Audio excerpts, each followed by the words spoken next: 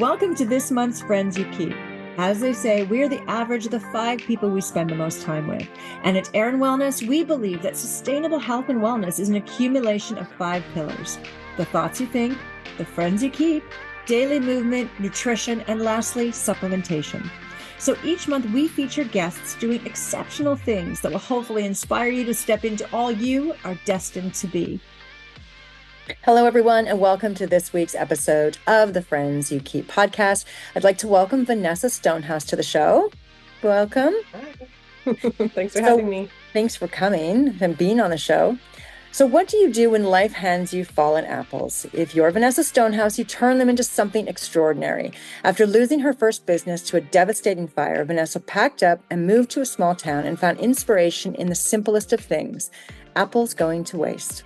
That spark grew into Mindful FÜD, where she creates sustainable plant-based foods like BeeMindful Honey and BeeMindful Honey Hot, one sweet and one spicy and sweet honey alternative that saves apples, protects bees, and changes how we think about food. Venessa's journey isn't just about food. It's about resilience, community, and showing that even the smallest actions can lead to big change. With plenty of laughs and heart, she's here to share how she's turning mindfulness into magic, one rescued apple at a time. I love that. Welcome. Yay. Thank you. So excited to have you today. I've been watching your journey for the past several years, and it's super inspiring to watch everything you're doing. I know how hard it is to be an entrepreneur. We're in different kind of spaces, but in the same somewhat space. So Definitely. I've been watching your journey since I started. You're the first person I met at my first trade show. So well, I hope it was a good memory. Did you get a tiara that first time? You did. Yeah. All right, good. It was the tiara year. So tell me about the journey with Mindful FÜD and what has taken you to where you are today with the brand. Yeah. So as you mentioned in the intro, I first had a meal delivery service. It was the first vegan meal delivery service in Vancouver. It burnt down in a fire in March of 2021, just after all the kind of COVID craziness. And I had a little bit of a mental breakdown and moved to Salmon Arm. I worked really hard at that business, so it was really hard to watch it literally burn to the ground that day. But the community rallied behind me and had a GoFundMe page that raised $20,000 in 3 days. And although I was in the middle of kind of moving out of the city, it kind of gave me that what I needed to continue the business in some sort of form or another. So when I got to Salmon Arm, I instantly noticed all of the apples that were going to waste on the orchards and started collecting them. I had no idea what I was going to do with them. I was sitting in a literal mountain of apples. You're like, what can I do with these apples? I can't bake. So I'm like, what else do you do with apples that isn't like baking or like applesauce? And so I called my then executive chef for Feed Me Fit, and I was like, do you think you can make honey out of apples? And he's like, I used to come up with some pretty crazy ideas for our Feed Me Fit meals. So he was like, what are you trying to make me do now? And I was like, I think we can do it. I think we can make honey out of apples, because I didn't eat bee honey at this time because I was vegan and I missed honey. So we went to work and made the first vegan honey alternative made from rescued apples. Wow. You should have been the first one on The the very market. first. That's Yeah. incredible. That's something Yeah. super proud to be proud of. Something super to be Thank proud you. of. Sorry. So what would you think is the biggest obstacle in launching your brand? Was it just being the first? That must have been an obstacle, really, because you're That's still a huge is it? obstacle. Is it? Okay. Oh yeah. Being the first to a category it's almost like we don't belong anywhere, but we also belong everywhere. Yeah. So there's not in a store, it's so important where you're placed. And I don't want to be just a vegan honey alternative. This is a food waste product. It's more than just, like maple syrup's vegan and no one's like, I want vegan maple syrup. That's true. It is an alternative for vegans, which is great.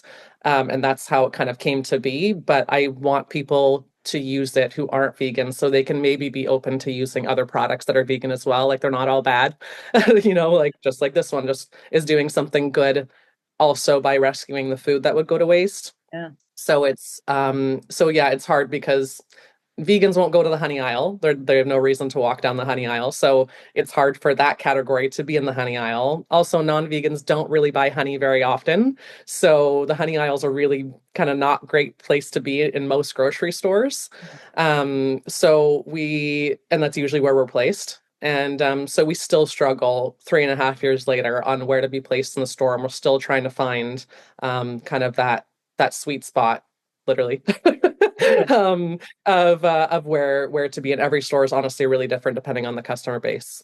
I would imagine the sweet and spicy one that you have, that one probably is used a lot in cooking, correct? Like I would Yeah. think So like I try to be in the sauce aisle for yeah, that one. that would Yeah. be And definitely we the do best. really well there, the hot sauce aisle or the sauce. Yeah. It just, our problem is, as you know, when you only have two SKUs, Yeah. they want to put them together. Yeah. So at least you have many SKUs, and that's what I wish I had, because it'd be a lot easier placement on the shelf, or to, separate them between the store. But having a one facing jar in the honey aisle and a one facing jar in the sauce aisle is not ideal. And the original flavor of honey is not really a sauce. Yeah. So we struggle to this day about how to put them in the store and where to put them, and if we separate them or keep them together. So I want some competitors. I never knew I'd want a competitor, but I definitely want some competitors. Now you're like, damn it. People come into Yeah. me, right? So, and why is it? I mean, I, for one, I don't understand the process of how you get vegan honey. So maybe you can explain a little bit how that process happens. And then why should we start using vegan honey? I mean, I know there is obviously we want to save the bees, but can you really kind of elaborate for people who don't understand why it is so important that we focus on that too? Yeah, I think that I became so passionate about telling people about this because there's so many things that we don't know. I'm not against bee honey as a vegan. Yeah. I'm against some bee honey, but it's not that all bee honey is bad. Like I said, I live in Salmon Arm. There are local farmers that take just the excess honey from the bees. They keep their bees over the winter. They take care of them. Like my neighbor, like sings on his guitar to his bees. Like there's nothing wrong with how he harvests bee honey, but Yeah. it could never be sold in a grocery store because of how little extra there is on the hive. There's supposed to be 150 pounds of honey on the hive at all times because the bees collect that much to be able to feed themselves over the winter. And most people don't know that bee honey is actually the bee's food, which is Oh, interesting. Like, I did I think not I've know. always known that, but so many people don't know I did not that. know that. Oh, interesting. Really? No, I didn't Yeah, know I feel that. like it's very common that people don't know that bees are literally producing honey to feed themselves over winter. I so did not know that. Oh my God, Yeah. that's So interesting. we're taking that food In their food. and mass producing it. We take all of it. So then we give them sugar water instead. And obviously we know the benefits between bee honey and sugar water are Yeah. completely different. You would have sugar water to, heal or for allergies or like there's nothing nutritional about sugar water, so we're doing that to the bees and giving them that nutrition instead, and they need the nutrition from the bee from their own honey to be able to have a healthy hive and keep pollinating. So yeah, I feel like so many people don't know that. So if you're buying from a small farm and you've gone to the farm, see how they ask the questions, see how they produce honey, I don't necessarily think, I mean, I don't need it because I don't have allergies and I obviously make a honey alternative that I love. So I don't need it as a vegan, but that's why it's a little bit controversial even in the vegan community, because it's everyone thinks it's still produced like that, but if it's going to be on a grocery store shelf, it's not produced Yeah. properly. Oh my God. So then what happens? What happens when there's these mass productions of these big brands of honey? What happens to the bees? Do they die, They or they give them sugar water? So they give them a substitute during the winter? Is that what they're doing? No, they give them a substitute during the summer because they take all of their honey all summer long, and then they kill them every winter because No. it takes so much money to keep their area heated over the winter that they just buy new bees. There's like trucks that come with bees that have 100 million bees for one farm, and that like people buy them from Australia, or and then that kind of defeats the purpose. If you're not buying honey from the area that you live in, it's Yeah. not helping you with your allergies if that's what you're using it for. Or there's just so many myths against, or yeah, against kind of like what bee honey does for you, but they What do kill them off. is there? Is there not there must be, obviously. I mean, that's something I've seen, the concern of course, losing bees. Bees are essential to an ecosystem. So in Exactly. there's bee breeders out there. Is that is that a job? People are breeding bees? Yeah, I don't know as much like in Yeah. that part of it. I don't know how all of that kind of happens. Yeah. I just know that in the mass production of bee honey, they first of all can't produce enough. So the majority of it on the shelf is mixed with corn syrup. So it's not even, and there's zero regulations in Canada for honey. It's one of the only categories that doesn't have any regulations. So we can put, or not we, because mine is a different than a bee honey, Yeah. but in the honey category, they can put whatever they want on the ingredients and no one checks it. There's literally zero Yes. So they can put natural bee honey on the ingredients, and that's the only ingredient, but really it does have corn syrup in it as well. And there's no way to check.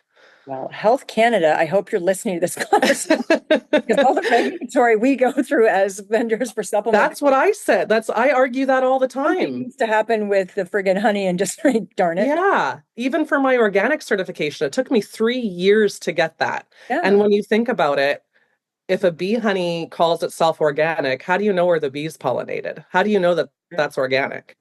That's very So it's like I worked so hard to get that organic certification, and they can just slap it on there. And who knows where the bees went? I know, like you can't tell them where to fly. stay within the little collars that kind of zap them if they go outside the area, like a dog collar. So then how do you make the vegan honey? If you can explain that to how do you make your product? You take apples and Yeah. I'll let you go. Yeah. Tell We've me. gone through a lot of different ways on how to make it, and now we found that juicing it is the most efficient way. And everyone thinks that we just use, everyone's like, oh, how bruised and rotten were they? Were there worms in the apples? And honestly, normally the apples weren't even fallen. They're just upcycled, which means like 73% of apples go to waste from the Wow. orchards because they're not perfect enough for the retail shelf. I always say they didn't make the retail beauty pageant because there's nothing wrong with them. They might be a little misshapen. They're supposed to be a certain percentage of color, like all these criteria. So then when you walk into the grocery store, all the apples look exactly the same on the shelf. Yeah. But there's nothing wrong with these apples. So we turn that into juice and then cook it down. Just for one batch, it takes 21 hours to cook. It's a very long process because we can easily make it molasses and we can easily make it, like a thin syrupy juice, but to make it that honey texture is very difficult without like I don't want it to be just sugar as the main ingredient. I want apples to be the main ingredient. Yeah. We only add sugar to make it a little bit thicker. The sweetness actually comes from the apples, but all the other honey alternatives on the market, the only ingredient is sugar or it's the first. And that's why I didn't ever want to eat those. I'm really health conscious and that wasn't something that I was interested in. So it's been very important to me to stick to my gut that I can make something that isn't just a sugar product as a replacement and that we're actually, saving all these apples and that's the main ingredient. Love that. I love that. So recently you won $100,000. Is that correct? From Canada Post. That is amazing in the Yes. Going Green category. So tell me about how that happened and how that came about, and then what happened from that. What were you able to? What doors opened for you with that? Yeah, I mean, I apply for probably 15 or 20 grants a I'm there month. with you. I'm there with you. I am like the grant queen. Like everyone sends me grants. I fill out everything. I'm just Yeah. constantly, please give me money. I need money for my business. There's definitely a good handful or two a month that I apply for. So that was one of them, and I hadn't heard of it before, and I kind of got a little bit emotional in the video that I made for them, and I was like, "This is either they're going to laugh at me, but I'm just going to send it. This is like me. I am how I come. I don't know how to be fake. I don't know how to put on like the perfect face, and that's just like not my personality." And so I sent it in, and I believe there was about 10,000 contestants, and there was 5 of us that won in 5 different categories. Wow. So that was huge. I've literally never won anything. Incredible. Like that's incredible. Yeah, it was really great. And the media from that Yeah. was really cool to see.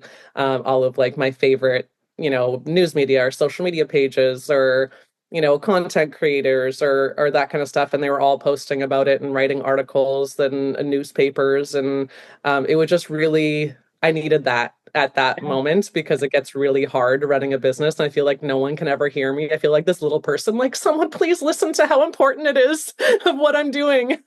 And I feel like that really, and it all came at once. It was like in 1 month, we were in like 25 different publications and things like that. So it was like overwhelming in the best way possible because I finally felt like recognized and heard for what we were doing. And that was like the biggest benefit from that for sure, even over the prize package. That's amazing. That's so incredible. So given, I mean, you kind of mentioned a little bit there, just kind of saying how tough it is as an entrepreneur, but what advice would you give somebody starting out on their entrepreneurial journey?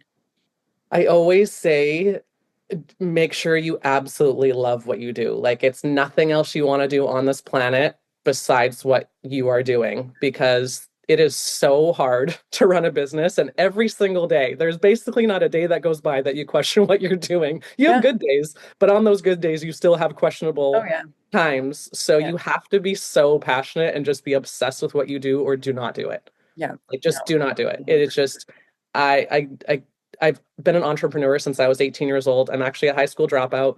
I dropped out of high school and great. Oh, you are too? Yeah, me too. Oh, awesome. I'm the Like only awesome. one. High school dropout. So I bad. mean, not awesome, but it's nice to know that there's someone else that No, there I'm is somebody else. I'm actually the only one in my family that doesn't have post-secondary. My one brother's going for his second PhD. My other brother has a PhD, like everybody.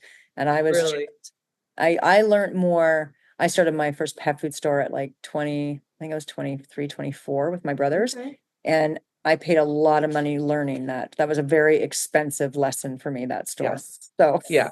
But I think that was a good lesson for yeah. you now. Yeah. Oh You yeah. know, like it makes you, it really shapes you to how all of my businesses. I started a food truck out of high school, and that was when food trucks weren't cool. Like Yeah. no one would eat off a food truck that back then. They were called like gut trucks and puke wagons, and I mean, I had good food, but they had a really bad reputation. You just went to construction sites and mechanic shops and things like that.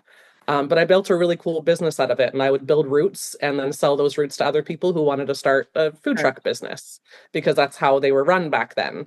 And then I started Feed Me Fit, which was completely different food. I had like all junk food in the catering and like the food truck, and then Yeah. I did healthy food for bodybuilders Yep. and fitness competitors and things like that. That then morphed into a lifestyle meal prep service, and then to now Mindful Food, making the Yeah. honey alternatives. So um, Love what you do. Make sure you love it. That is you very have to true. love it. I've loved every single business, and that's why it's kept me in kind of this food entrepreneur realm, is because I truly love what I do. But if I didn't, there's no way I would have lasted even past year one. I know, I think about like, I love getting up in the morning. I know I love what I do. I plan my day the day before, but I've had some real, like, the universe has thrown some stuff at me to handle this past couple months. And in that, I went and did this series of talks, and I did my first talk, and I was like, yes, okay, this is where I'm supposed to be. Because there's moments of like, am I supposed to even be doing this? Like, should Right. I have just gone into real estate all those years? Totally. I mean, maybe that would have been easier. I know. But then you're reminded when you have those moments where it's like, this is where I'm supposed to be. I have to hold tight. And I listen to Mel Robbins had this quote, and it's like, there's no way that I've gone through all of this to not get to where I'm supposed to be, like to not have Exactly. success. Like I know Yeah. this I is mean, you have to think like right. that. You do Like because there is an like end game. they'll spin, right? It's going to work. This is going to fucking work. So Yeah. And that's it won't work unless you think like that, yeah, right? It's like you have to, no one else is going to believe in you as much as you believe in you. 100%. And so it's just you have to have that mindset, or it's inevitable that it's not going to work. Like the positive mindset is, I learned that a long time ago. And it just kind of clicked with me and it changed my life. Really. I don't think I was a very positive thinker before. I don't think I, thought one or the other. I wasn't a negative thinker, but really being active in thinking positive changes your life drastically. Yeah. Yeah. Like everything that every the highs and lows, but every not I guess low point is more, I always look at, okay, there's a lesson here. There's something I need to learn from this, right? And I'm gonna Mhm. come out better because of it, even if it's, Exactly. and also the other thing too, things can seem so horrible at the time, but you're like, am I gonna remember this like a year from now? Probably not. Yeah. Right. Yeah. I'm gonna remember this horrible customer who, emailed me and blasted me because, the No. applicator didn't work properly when she tried to Yeah. use No, it you away. won't. I'm not gonna There's remember, very few things, like right? honestly, So with like, all the craziness, the only thing that always obviously sticks in my mind is the fire. Obviously, yeah, that was like on a whole other level of, no kidding. devastating, but everything else, it's all just a blur. Yeah, it is. It just like becomes one big blur and you're like, Those names. I'm like, who are you? And they're like, we've met numerous times. I'm like, yeah, I try to forget everything in my life. No, just kidding. yeah. Just everything's a blur. Just going Yeah. 100 miles an hour, right? So, Yeah, me too. so what's next for your company, and what is your BHAG? So your big, hairy, audacious goal. What do you have for that for mindful? Yeah, I mean, obviously growth is Yep. always there, and I really want to be able to get into the States, just because of the sheer amount of people Yep. compared to Canada. I mean, we could be in just Washington, Oregon, California, and have, 3 or 200 Whole Foods compared to 14 Whole Foods in all of Canada. It's just a different ball game, and I need that growth to be able, because it's all about numbers and volume. So the volume needs to be there. But I'm very, I'm like slow and steady wins the race kind of mindset. I push it a lot to know where I can go, but I make very conscious and um, kind of decisions that I know that aren't going to kind of mess me up later, financially. It's like I don't want to say yes to Costco because I won't be able to afford the production runs to be able to fulfill Costco, but I want to know that Costco wants me. Yep. So you have those conversations, so when you are ready, then you're able to go back to it and be like, hey, I met you 2 years ago, or those kinds of things. And that's why I love the trade shows, because there's that moment to meet those people, whether Very you're true. ready at that moment or not. It's Very. just starting that conversation. Yeah. No, So I the feel growth is definitely into the States, and the UK is where we're trying to head next. And there's a lot of different rules and regulations for those areas. So I take a lot of it's very, courses and do a yeah. lot of, yeah, it's a lot. So it's slow, but intentionally.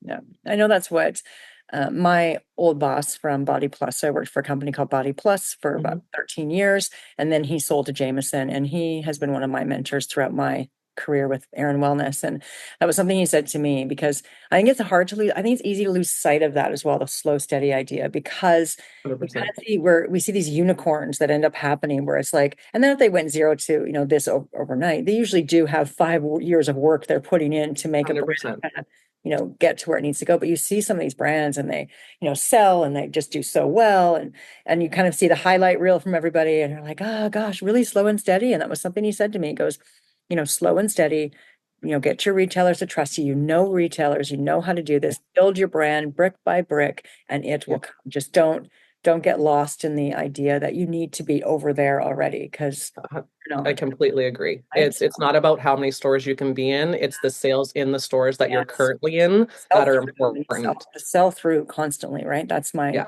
That's my thing as well. So true. Yeah, I don't want to collect dust on a shelf. It's like No, that's not no. why I mean, then the apples are really going to waste. Then they're really going to waste. Exactly. I know that's the thing. Whenever I get, a new account, I'm always asking, where's their marketing plan? What are we going to do to facilitate this? Can I do a staff training? Because those things are really, really fundamental for me, because I've come from an account manager perspective background. Mhm. But how am I going to make this product move through and get you to have repeat buyers? Right. Yeah. So it's not just a brand that's going to sit there, because I've had that, where people are like, I can't sell it. And I'm like, okay, well, this is what we need. Like, here's the steps that we need to put in place to make sure that this product is actually going to move off the shelf. Yeah, and if you don't do those things, I mean, even today after this call, I have a plan with Healthy Planet. We just got into Yep. Healthy Planet in Ontario, and Amazing so store. I love my healthy plan. they're fantastic. I would not have even gotten into Ontario if they didn't say yes to me. So like Monica is like my savior. She's She really just has a lot of pull because she has a lot of stores and yeah. she loved the brand, and I am like forever grateful for her bringing me in. But this is exactly what we're doing, is kind of doing PowerPoint, Yep. and so then all the employees of Healthy Planet will know about my brand from me in a video explaining it, and so they know how to sell it in the store. And I never take up opportunities like that. I really push for them because, again, we're the first to something. No one's ever done what we're doing. If they see it on the shelf, they're like, "Oh, it's vegan honey," and then that's all. It's like, no, no, no, it's so much more than that. That I don't even say that it's vegan honey when I'm selling it. Yeah. I really don't. That's something that comes up last, because that's, you know, uh, obviously why it came to be, but I just want the amount of vegans in the world compared to non-vegans is obviously a drastic difference. And I want people to be more open to trying vegan food. It's not about being vegan or not. I don't feel like it's a black and white conversation, or it shouldn't be a black and white conversation. It should be people just like food, whether it's vegan or not. Well, and you're You saving know, bees now that I've just found out. You're exactly. those poor little bees from, Yeah, exactly. God, that should Now be you know. now I know. Now I I didn't feel even tell you half of the horror things that yeah. happen. to the bees. There's a lot. Feels so horrible for them. Okay, so aside from this business that you're growing, which is really incredible with passion and purpose, how do you find time? And I always find this word funny, but for balance, if that word does exist for you. Yeah, I make it exist Yeah. because I've been in a place that I didn't, and I basically went crazy.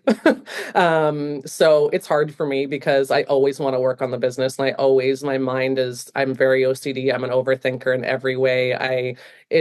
So I found my balance is still being able to do those things. If I have, a note that I want to write down, or if I have, some sort of idea, I still do those things, which I used to completely cut myself off from. So I was avoiding, taking time off because I knew that it was going to like drive me crazy that couldn't work.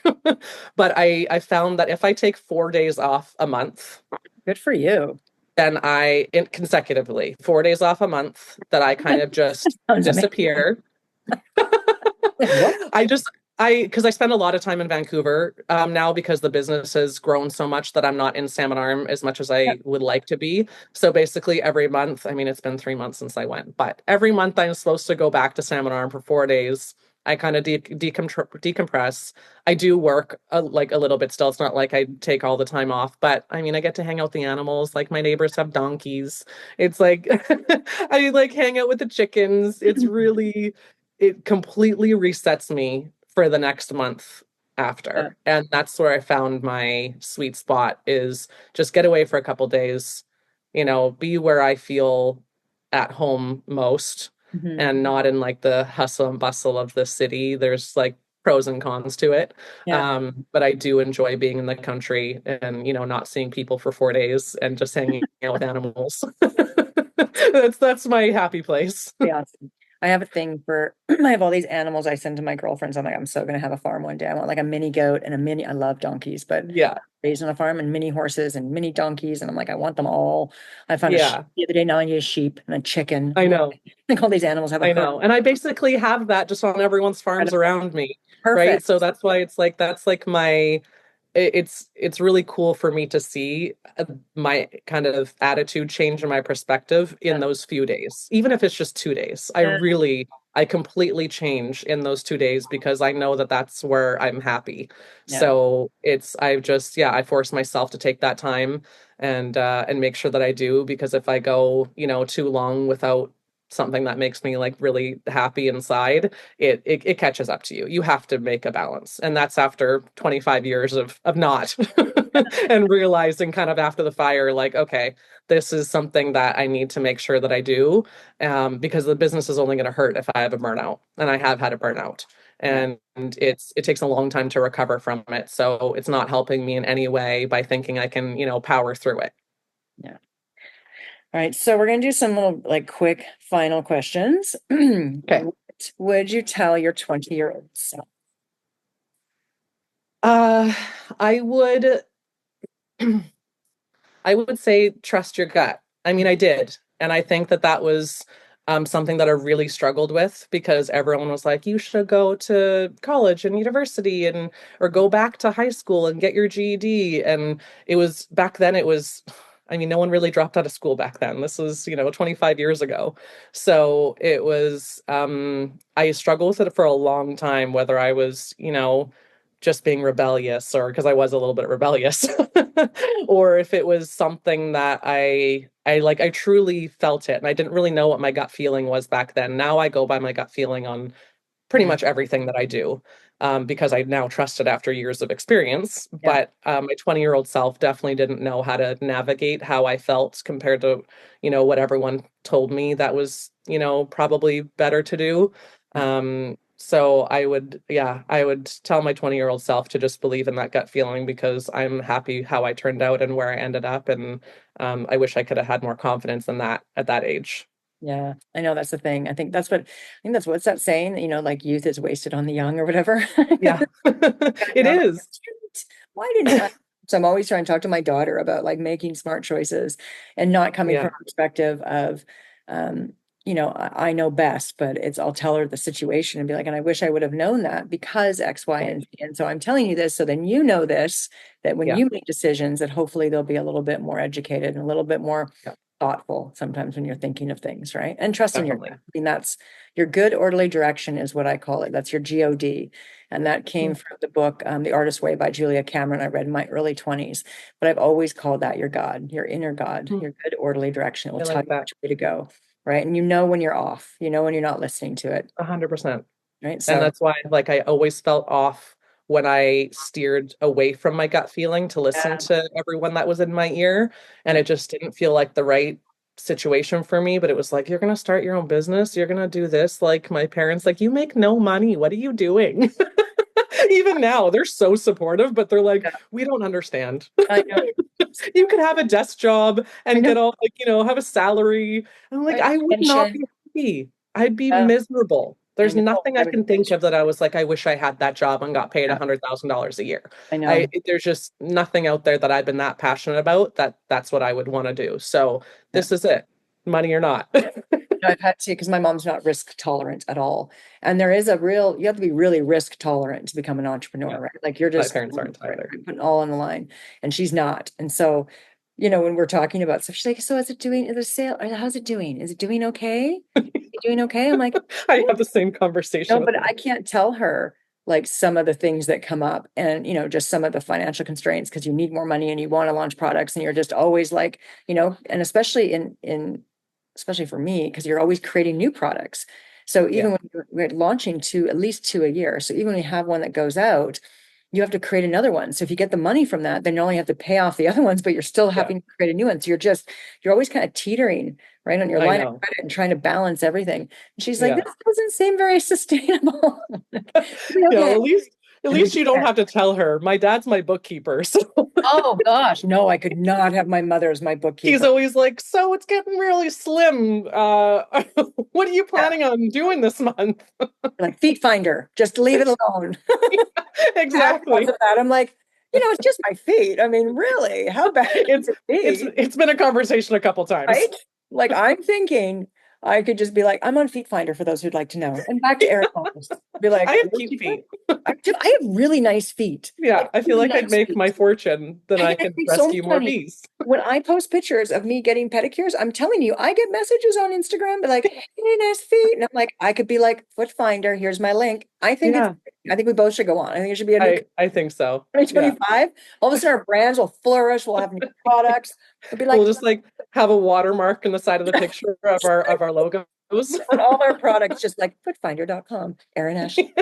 Just like, what's that?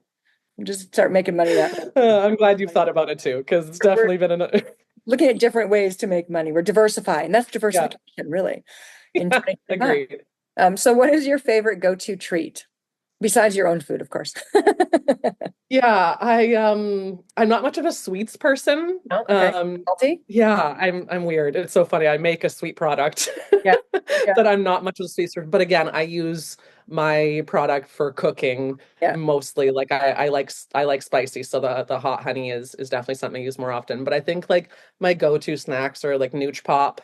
Okay. I love that popcorn. Okay. Yeah. Spread of cheese. I'm like savory. I like making like a charcuterie board of all my favorite big BC brands. Yeah. Yeah. Um, Alyssa's like awesome. homemade Spreader. That's tofu. great. Yeah, that's what's kind of fun about being in this business is all the different small companies that you get Yeah. to meet and you get like really invested in their story. And I mean, I just happen to love their products. Yeah. So yeah, I love supporting them and then, being able to have that in my house. So I'm like, I know the owner of that.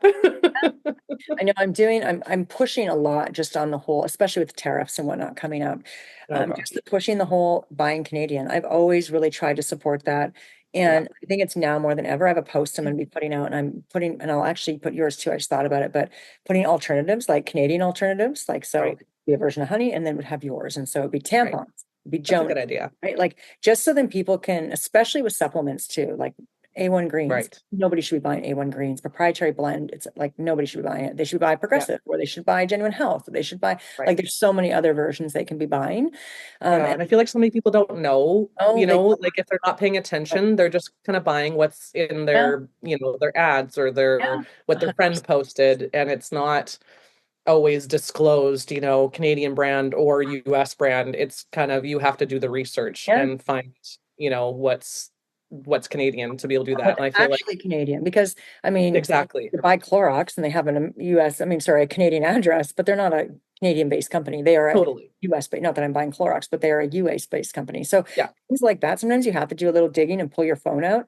I was in London Drugs the other day and I need to grab something. I grabbed the guy in the aisle and literally we're standing there. He's like, I don't know. I'm like, well, I'm only buying Canadian. There's some other people in the aisle kind of listening to me. And I'm like, we need to go through and make sure. And so I Googled the companies. I'm like, this one originated in Vancouver and now is a Toronto-based company. I will be buying this one. I went to the store Yeah. because But it I'm, takes people like you, and I'm the same, to do things yeah, like that. because then other people in the aisle listen to it and they're like, oh, I They never do. thought about that. And I said, I won't have a lot to say what's going on with tariffs, but what I can have say in is how I'm spending my dollar. And I'm Yeah. not supporting American companies.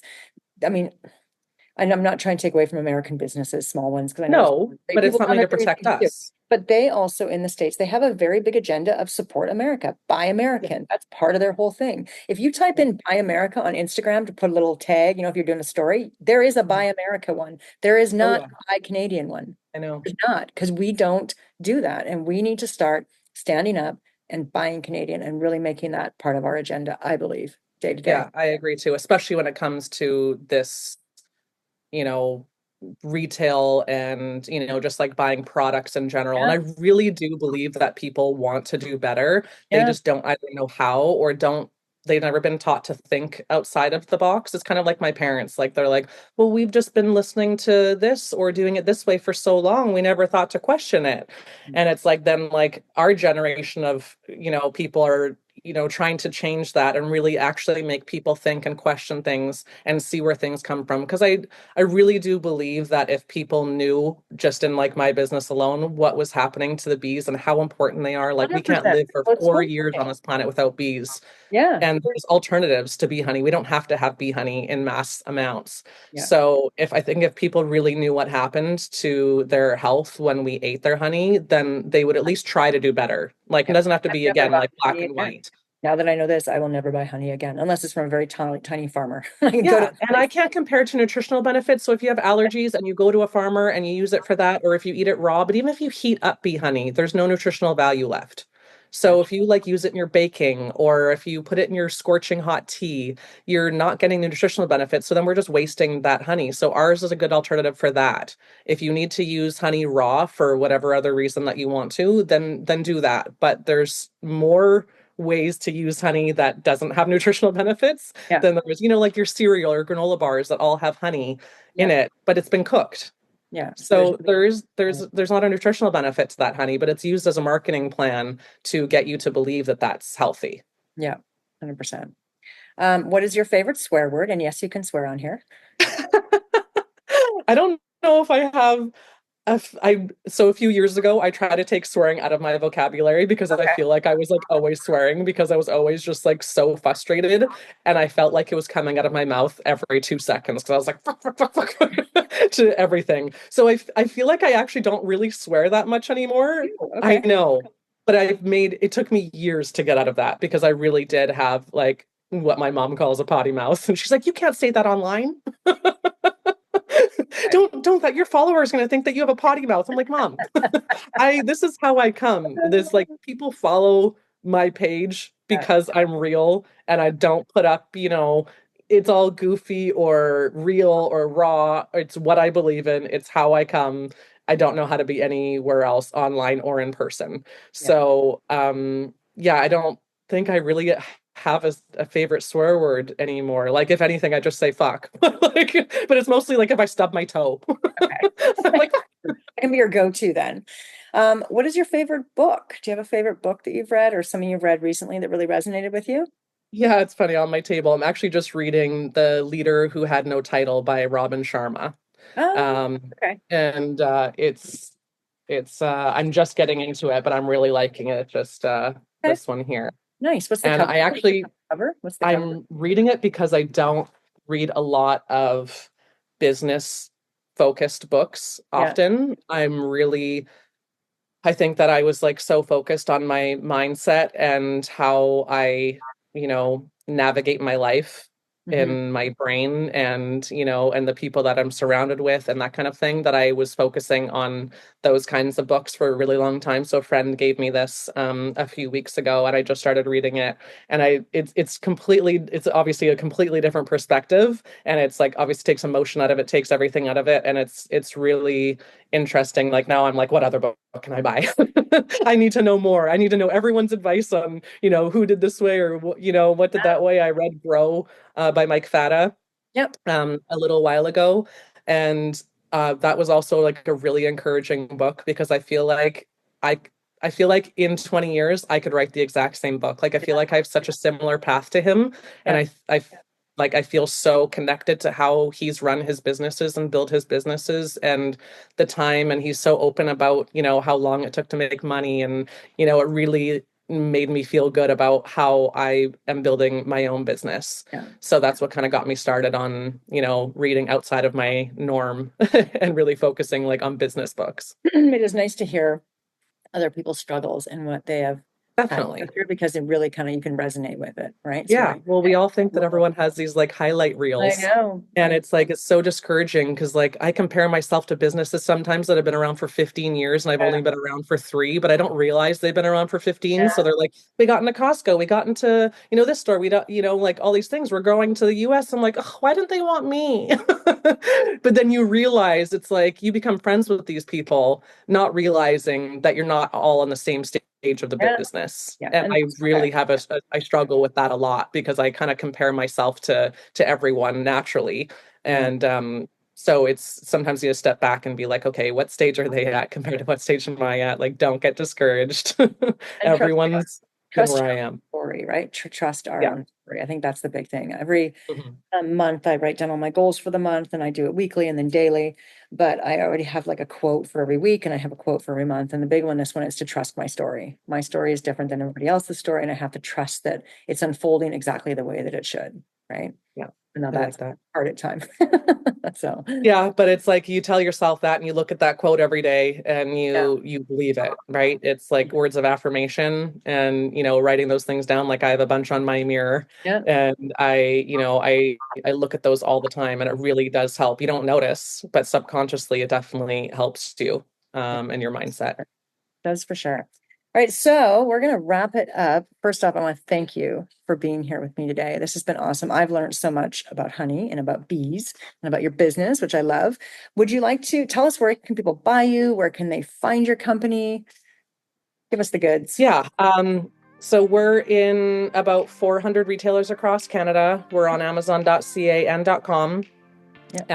We just got into, we're actually, I could use a little support. We just got accepted into London Drugs in an In-N-Out deal. Yes, amazing. So, yeah, it's fantastic. So in May and in August, we'll be in their Mindful months. Okay. And it's kind of for us to prove whether we can get sales there. Okay. So if anyone wants to buy Hunnie in May or in August, go to London Drugs. All the other months, there's a store locator on our website. I live on top of a London Drugs. I will write it in my day timer to go downstairs and buy it. Thank you. Because if we don't prove sales, we're not staying. I've been fighting for 3 years to get into there. And they were really nice to be able to let me come in on an In-N-Out as such a new brand.